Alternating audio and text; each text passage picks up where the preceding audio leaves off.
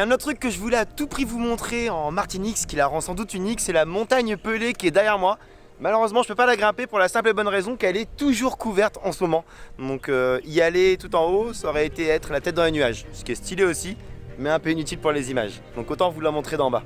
Et même si vous ne grimpez pas à la montagne Pelée, vous pouvez faire pas mal de balades dans le coin. Je conseille de les commencer tôt pour ne pas trop souffrir de la chaleur qui tape assez rapidement.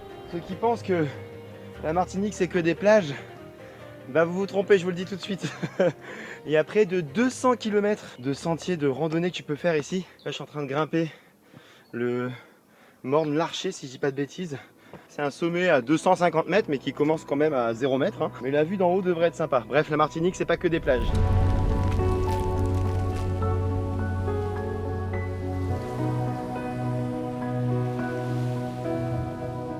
La montagne Pelée a aussi été le théâtre d'un des événements les plus marquants sur l'île, l'éruption de 1902. La plus grande éruption du XXe siècle qui anéantit totalement la ville de Saint-Pierre en faisant des milliers de victimes. Faut quand même se rendre compte que Saint-Pierre, à l'époque, c'était la petite Paris des Antilles. C'était une ville qui était hyper importante, c'était une ville qui rayonnait, vraiment d'un point de vue culturel, d'un point de vue économique. C'était une ville qui accueillait notamment la bourgeoisie coloniale, donc c'était une ville où il y avait beaucoup de richesses.